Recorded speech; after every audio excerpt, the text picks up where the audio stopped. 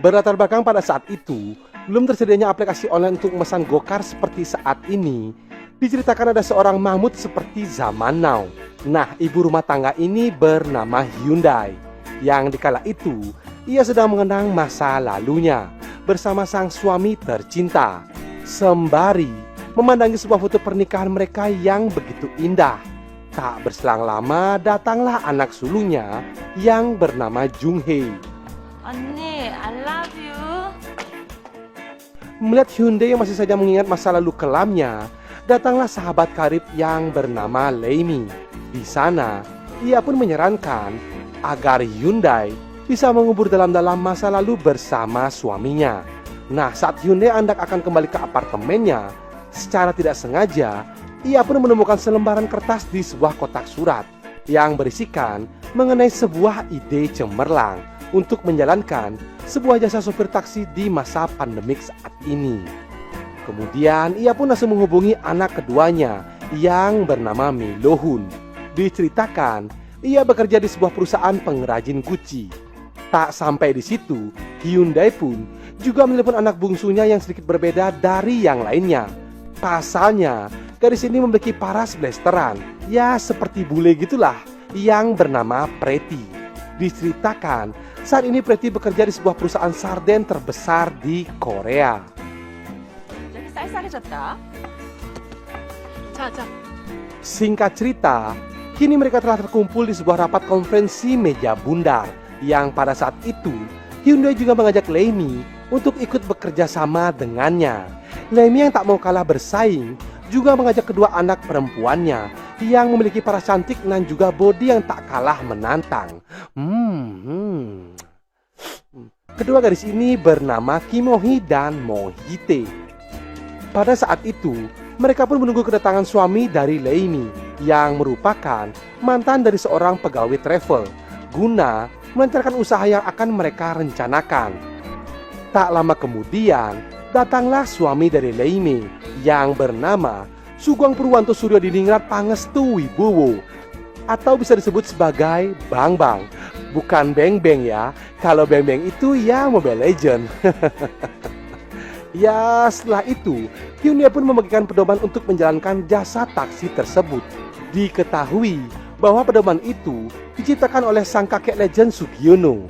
Tak sampai di situ, Bang Bang pun memberikan sebuah ide cemerlang untuk melancarkan usaha dan rencana mereka, yaitu memberikan pelayanan ekstra kepada setiap penumpang dengan berpenampilan yang lebih menantang, semata-mata untuk memikat para pria hidung belang.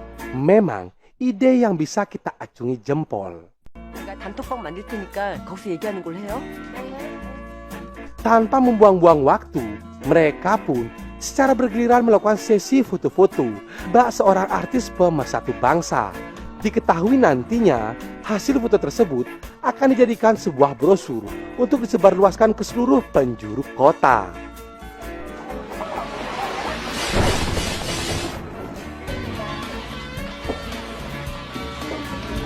대리 부르셨죠? Pucuk dicinta ulang pun tiba. Untuk yang pertama kalinya, Mi Lohun mengawali cerita manis ini. Yang dikala itu, ia pun mendapatkan seorang penumpang. Akan tetapi, karena terlalu bersemangat menginjak pedal gas mobil tersebut, sehingga menyebabkan penumpang tersebut menjadi mual dan muntah-muntah.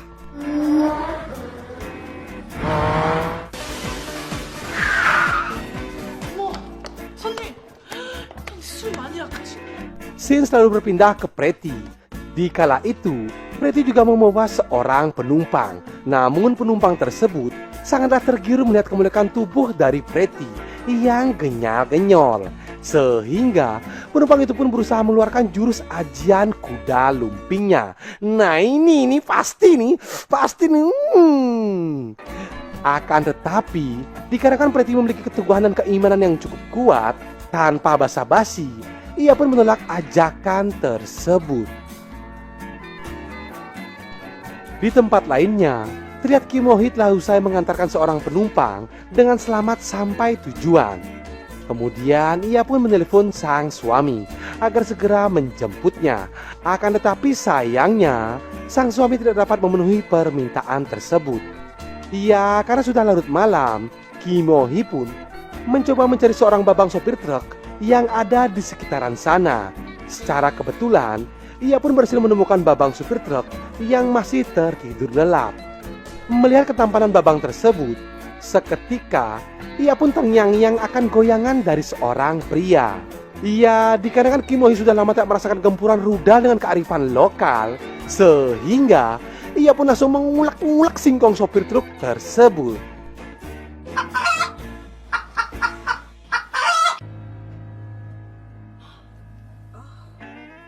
Ait, akan tetapi sayang seribu sayang, itu semua hanyalah sebuah khayalan.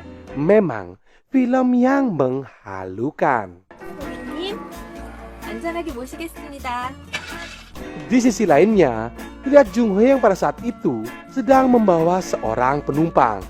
Diketahui, ia adalah seorang dokter spesialis bedah. Setibanya di tempat tujuan, dokter tersebut pun mengatakan akan memberikan bayaran tambahan kepada Jung Hee. Namun dengan syarat, Jung Hee harus memenuhi semua keinginannya. Yang dikala itu, bukannya membedah seorang pasien, ternyata dokter tersebut malah ingin membedah kehangatan goa dari Jung Hee.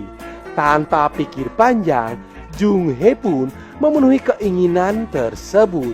Sehingga dokter itu pun berhasil menyuntikkan vaksin pemersatu bangsa ke dalam goa milik Jung Hee. 정말 괜찮아요? 왜 이러실까? Saat bersamaan, si Bang Bang melihatlah aksi mobil goyang mereka. Nah, sesaat kemudian, Bang Bang pun menanyakan apa yang telah terjadi di dalam sana.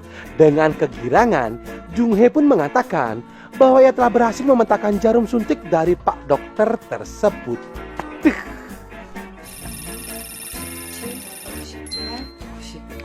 Keesokan pagi harinya, Hyundai pun merasa gembira yang disebabkan usaha yang dilakukan mereka selama seminggu ini telah membuahkan hasil yang maksimal.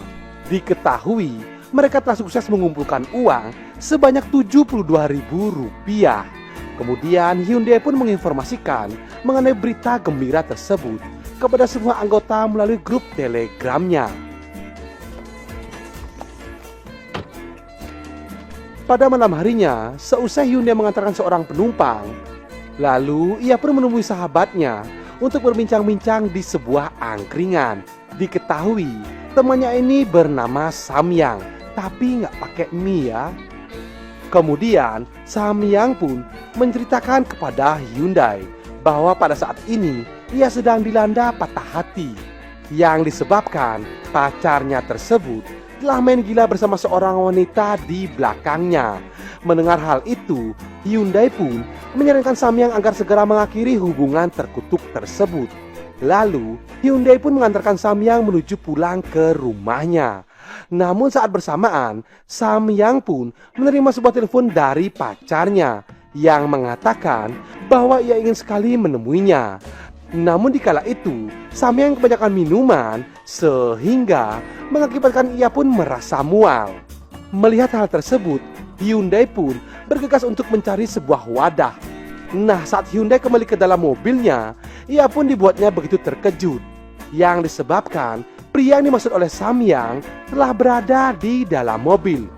Saat Hyundai menoleh ke belakang, ternyata pria tersebut adalah mantan suaminya. Sontak, menyulut api neraka Hyundai mencapai ubun-ubun. Ya, dikarenakan Hyundai dulunya adalah seorang penggawa Avenger, tanpa pikir panjang, ia pun langsung memberikan pelajaran bagi para playboy beserta pelakor tersebut.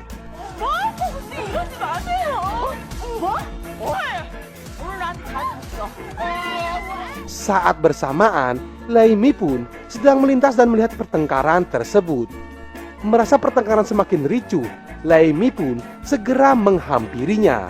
Namun, alih-alih ingin melerai peperangan, melainkan malah menyulut kobaran api yang kian memanas. Dari sini, kita pun bisa mengerti bahwa nutrisi batang singkong seorang pria sangatlah dibutuhkan oleh setiap wanita. Tak sampai di situ, Hyundai sudah gelap mata lalu menghancurkan mobil mantan suaminya.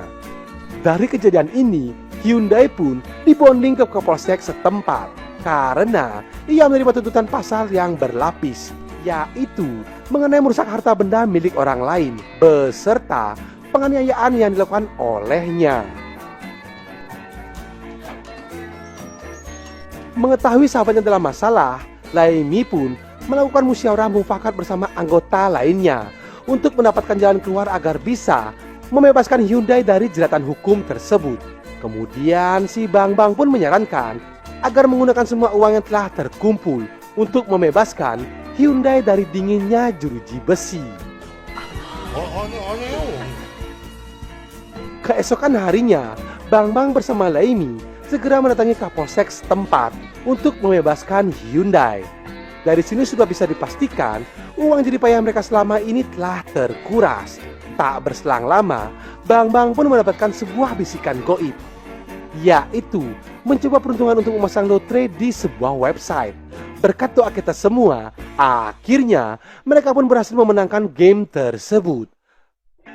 Akan tetapi, Laimi mengatakan bahwa semua uang ini tidaklah cukup untuk membayar sisa tunggakan apartemen selama 6 bulan. Tanpa pikir panjang, Hyundai bersama yang lainnya kembali mencoba peruntungan untuk yang kedua kalinya dengan mempertaruhkan semua uang yang dimiliki mereka.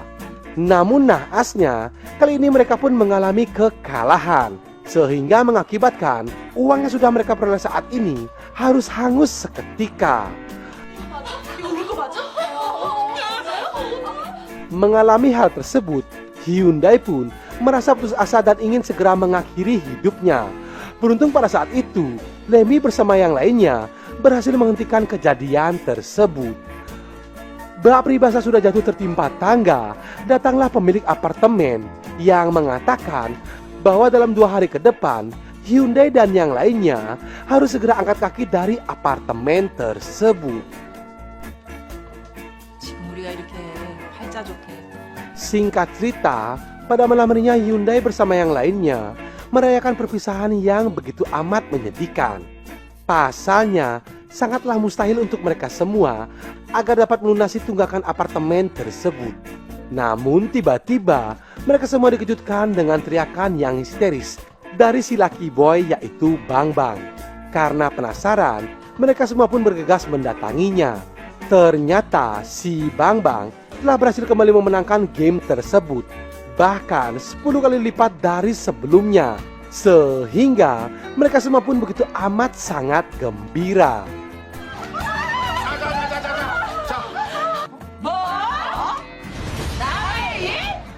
Penutup film, kedua keluarga harmonis ini pun merayakan kemenangan mereka di sebuah villa sembari mengadakan party barbekyuan dan menikmati indahnya pemandangan kembang api pada malam itu. Lalu film pun tamat.